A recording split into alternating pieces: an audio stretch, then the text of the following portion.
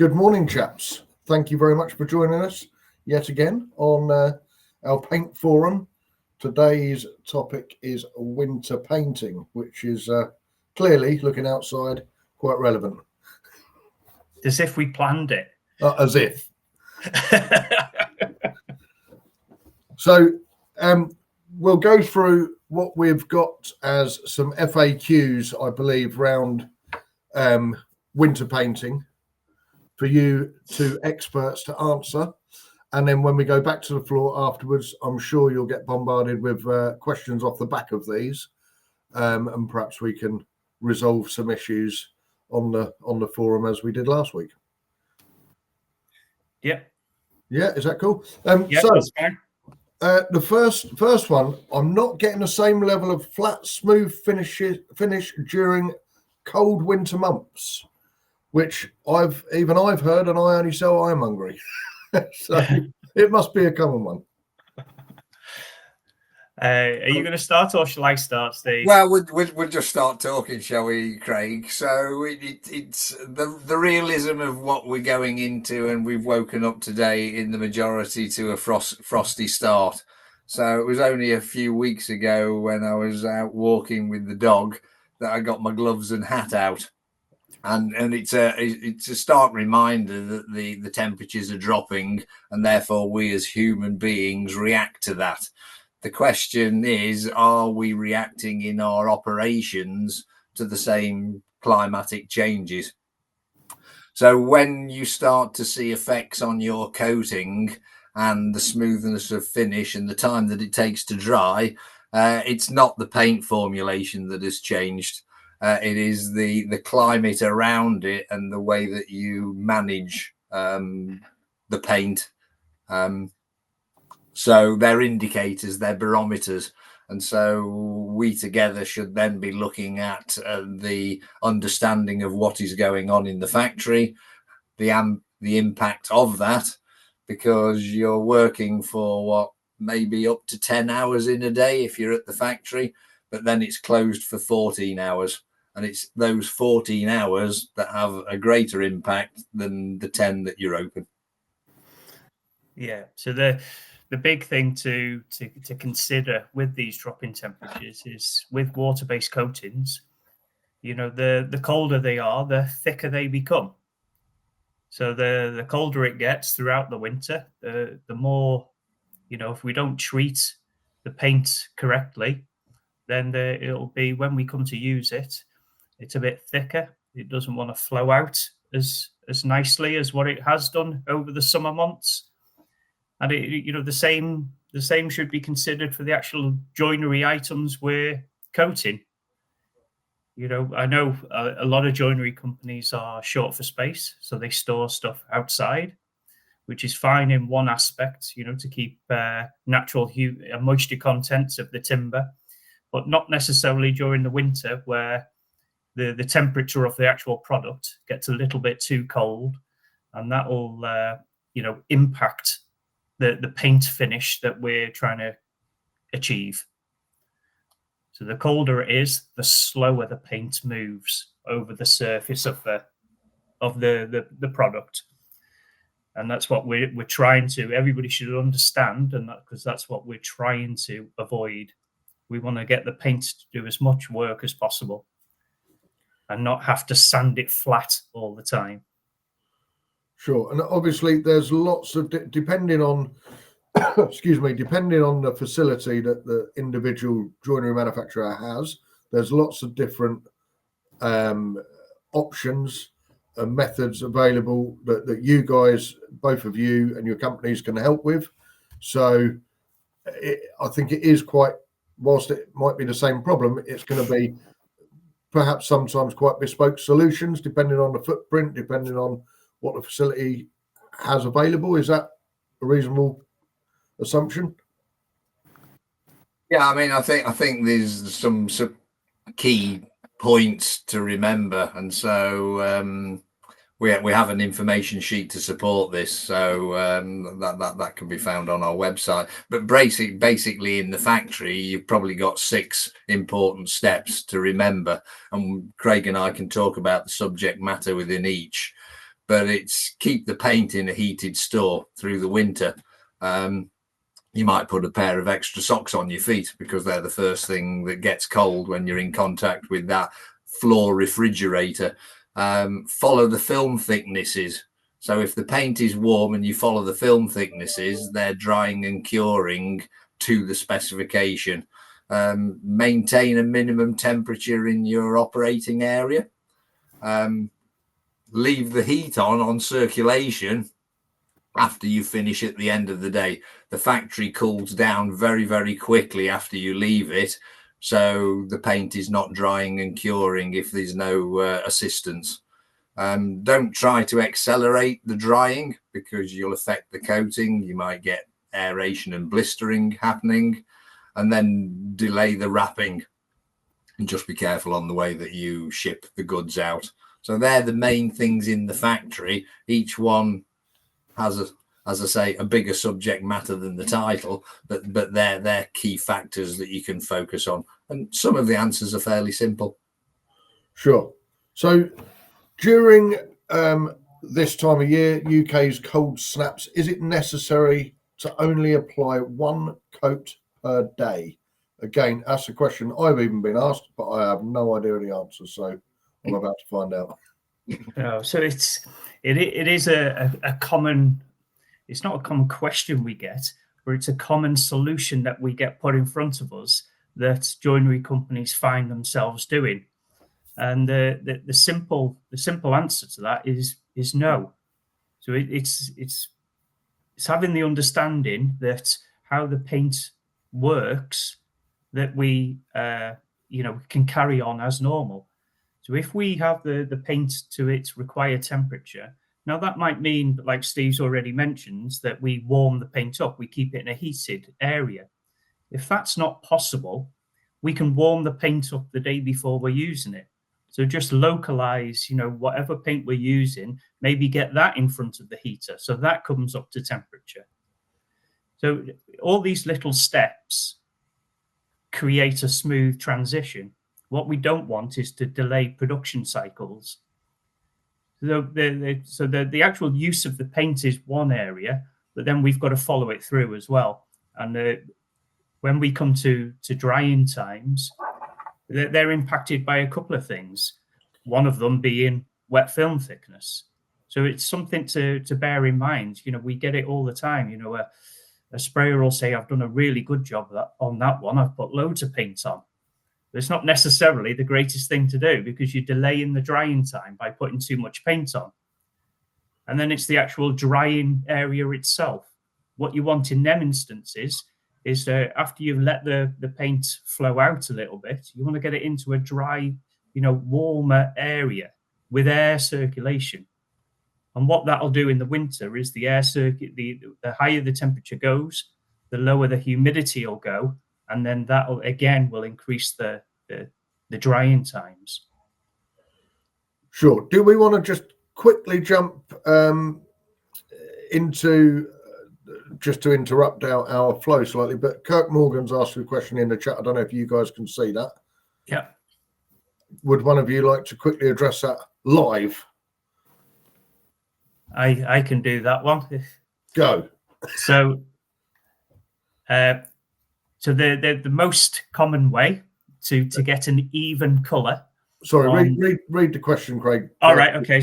So with Technos Aqua Base Stain and tinted top combos, I find it hard to achieve an even colour on a Koya. So I have to do multiple coats to achieve the desired finish. Any tips? How many coats is too many? Well, I'm pretty sure that Steve won't, even though it's a Technos, I'm pretty sure that Steve will not disagree with what I've got to say, but it's another subject matter that we've got on the horizon. So with base stains, it's important that we create the correct finish initially. Now usually they all work on what do you call a saturation point. And when you get to the saturation point of the base stain, that's when you'll achieve a more even finish. So I've got 2 bits of Accoya there. They've both got the same colour stain on them. One has been dipped, one has been brushed on, and we get quite a difference in the base stain colour. So that's what Kirk is struggling with.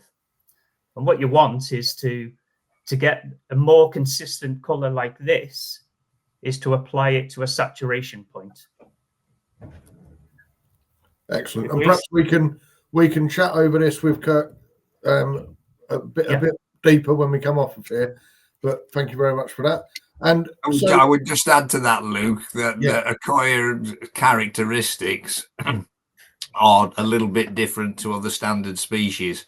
So depending on the face surface, so if you're looking at a door or a piece of cladding, you'll see the surface slightly differently, and it's consistent but has an inconsistency, and that's a difficult thing. So I'd have to have a one-to-one conversation. But the way Accoya operates is not like a piece of softwood in the way that the base stain reacts to it. So there are some tricks to the trade, and happy to share those later. Cool. So talk to us about the relationship between lower temperatures and humidity. How long have you got? Listen, we're not into Owen Dare time, so 5 to 10 right, minutes. Okay. So I'll try and make it very, very simple, and that's not easy. But moisture in the air is all relative to temperature and a source of moisture.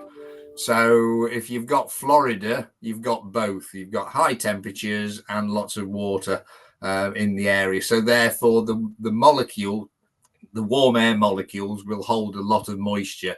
On the other side, we've got very high temperatures in the Sahara Desert, but no moisture source. So it's dry air.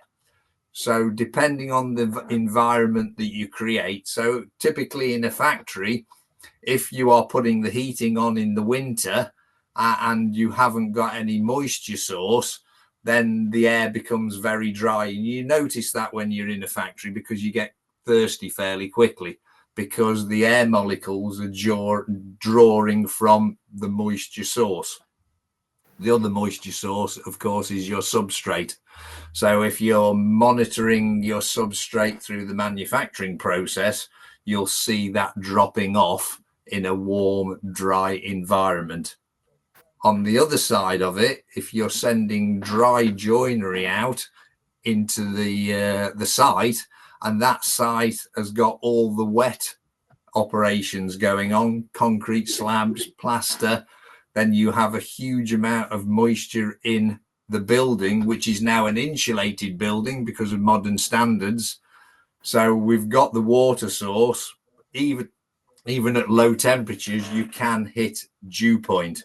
And that is where you see instability in your joinery. That is the first, as I call it, bang on the nose that sometimes makes the nose bleed, because it's a very, very high change from factory. So the recommendation is that the joinery manufacturer records his moisture content on dispatch, so he has a record of what left the factory. And then we've got instability, which is another conversation for another day. But that's basically what's happening. Do you agree, Craig? Yeah. So it's you'll come to a lot of joinery manufacturers will probably see the impact of these things. So after they've installed windows, they might see the bottom rails slightly swelling below the bottom surface of the stile on the sashes. And that's an indication that, the moisture content of the timber has changed since manufacture. So it's having that level of understanding that what Steve said is absolutely correct. You've got to have some sort of knowledge of the moisture content of the timber as it's going through your process. But more often than not, joinery manufacturers will see the impact of what we've already done. Sure. And obviously all of these things go back to avoid all these things having a bigger impact on the business, goes back to the best practice in the first place, doing things right from day one, rather than reacting to an issue, which always, unfortunately, is going to probably stomach an upfront cost to achieve these things. As we were sort of partly discussing yesterday, there's always things that you can do. It looks like it's probably going to cost you up front, but it's going to save you a lot of money in the long run by sorting your factory processes out, and your heating, where you're keeping your paints, etc. Like I say, it might be an upfront cost, but in the long run, you're saving a fortune.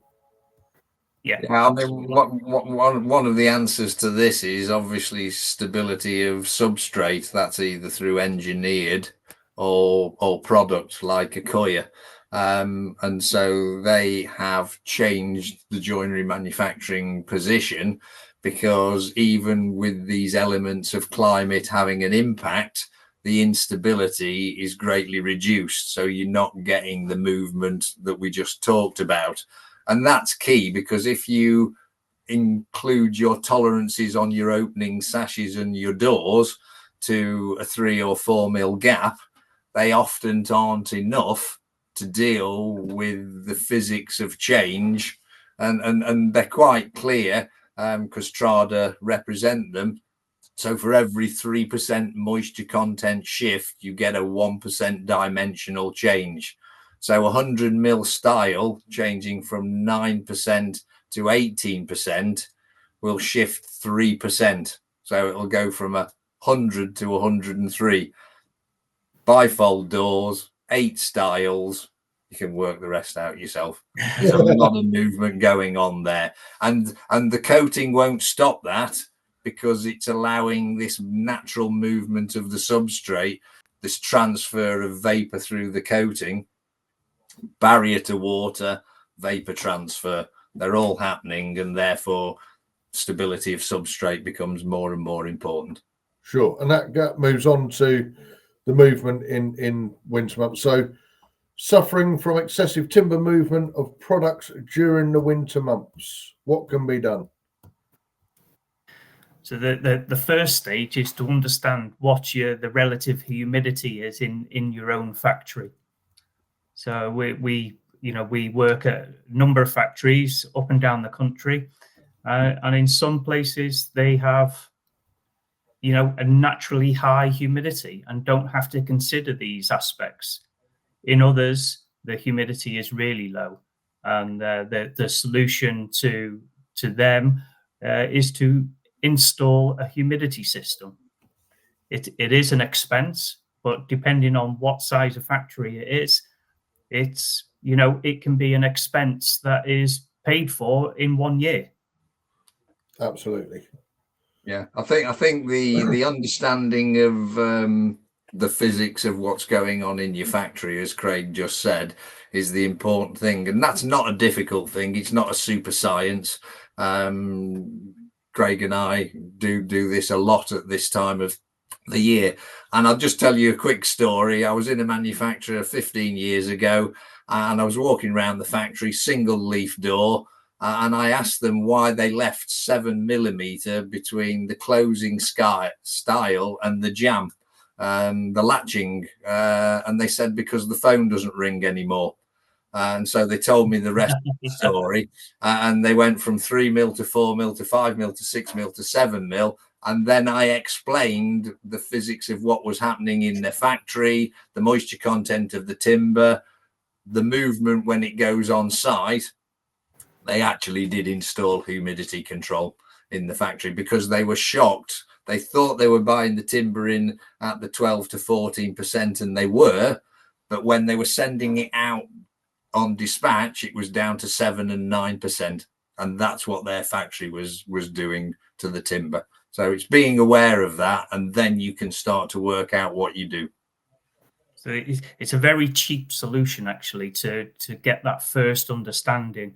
You just get some cheap humidity monitors off Amazon. They're a few pound each. The majority of them have got magnetic backs as well, so you can put them on machines or up and down the factory.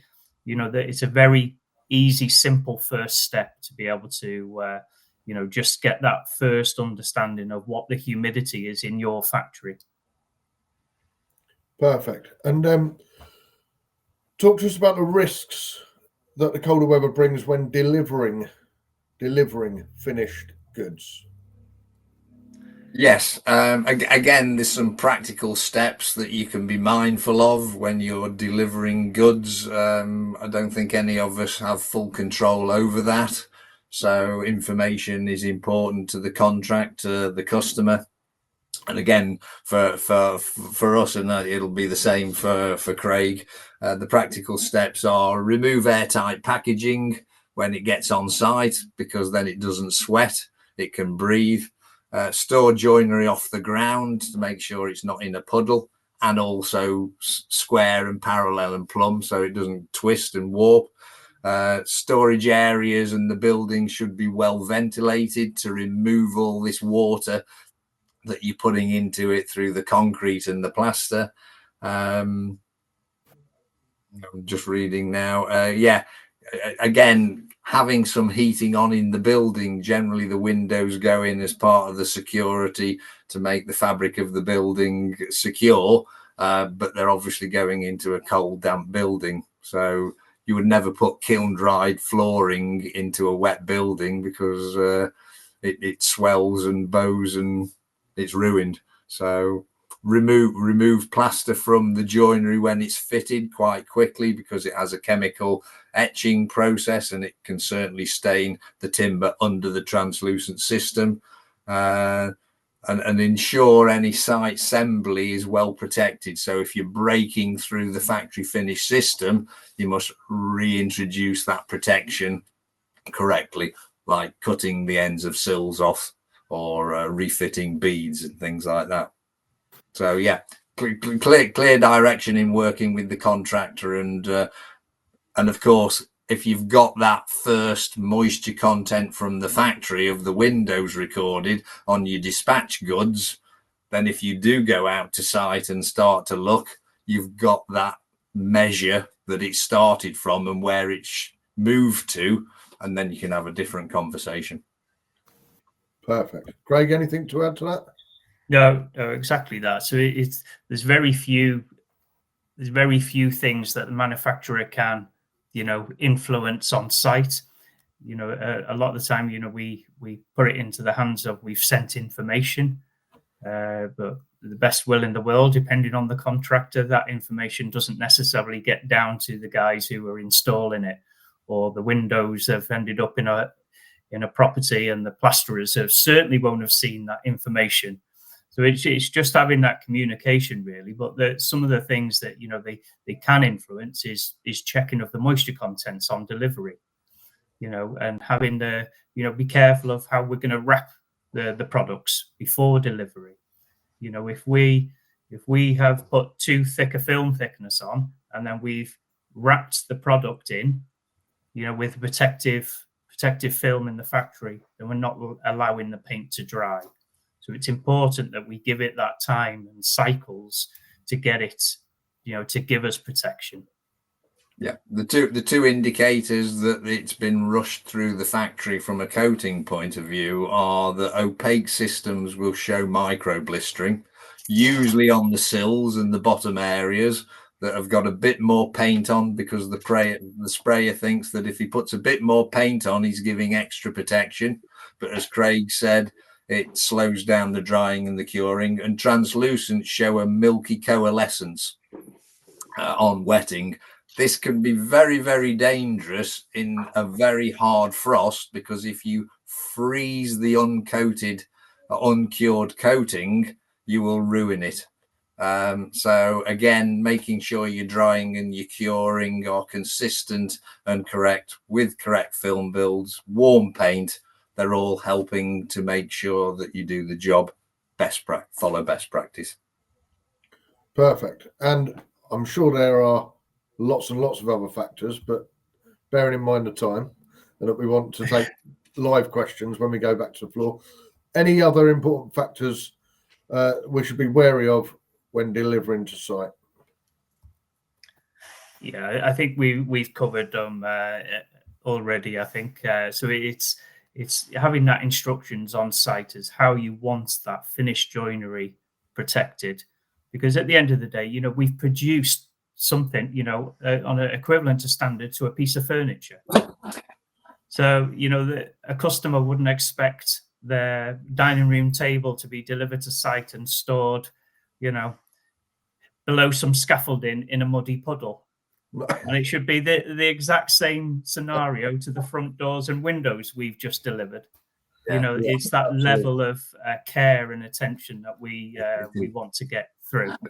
Yeah, the other thing to remember is of course in the factory with a controlled environment, you're looking after your glazing compounds, your seals and your gaskets. They're all operating at this optimum temperature. Again, be mindful if you're supplying goods that will be glazed on site, because all the same environmental climatic conditions will impact on all those materials that are going into the glazing process. Just being aware of the subject matter, understanding it better, and we can both help on that. Sure. And again, as Owen sort of says, timber windows and doors should be treated like a bit of furniture and looked after. And if they are, they'll last for a blooming long time. But one thing I'd just like to go back to, excuse me, is Ian Selby's question last week, which wasn't recorded, about when you put the spray booth on, it's sucking the hot air out the factory and people are cold and everything else. And there's clear solutions for that, which obviously a lot of people are unaware of. So could we just cover that very quickly before we go back to the floor? Yeah, so there's a couple of suppliers of the booths and equipment and that sort of thing. So one of the simplest solutions for that is a zoning off of your spray booth area, and you can do that simply by putting a unit in that forces air, so it takes air from the outside and forces air, the replacement air in front of the booth. So that it's a very simple solution. There's a cost implicated to that, because you can get units that heat the air that it's putting in, but I don't know the costs on that. But you can imagine yourself that is a more expensive option. But then you're only putting the air in front of the booth, which is being extracted within a couple of seconds. So in my opinion, it's not necessarily worth the investment for heated air. You might look at it differently depending on how long the sprayer is in front of a booth. But more often than not, the sprayers aren't spraying for 8 hours a day. But just having that air put in front of the booth, yes, that it's going to extract basically, is still saving, I would imagine, a hell of a lot of money in heating bills, electric and heating bills, because you're not sucking the warm air out that you've took, a few hours to get in. The principles of a spray booth are you've got output and input. If your output is at a certain volume and the input isn't in balance, you're suffocating the area. So the booth doesn't operate effectively. You get a lot of overspray on the floor and everywhere else. And so again, you need to monitor, and anybody with a spray booth should be having it serviced a maximum of, I think, 14 months for its efficiency, health and safety. They start to look at these things if they come in. It's where you bring the air from. If you're bringing the air to service the booth from the factory and it's warm air, it's costing you a lot of money. If you service the booth directly from the outside, it's cold, but you can put your sprayer in an insulated suit, overalls with a hood, and keep him as warm as he possibly can. Warm paint on warm joinery will still operate in that environment. It'll flow and settle fairly quickly, and then you put it into your drying area. You can get actually very good finishes in that environment. So the cold air in the booth area doesn't have a massive impact on the finish that you get, but it cuts your costs down. Again, it's something that we're readily available to come and talk about these things and look at the specific setups and then advise accordingly. Perfect. Thank you very much. Yeah, a simple check on that booth is if the booth is on and you're struggling to open doors into the factory, you know it's taking the air from other places. Perfect. Thank you very much indeed, chaps. Let's go back to the floor, and you can. I'm sure we'll dive a bit deeper into all of this, but for now, thank you very much indeed.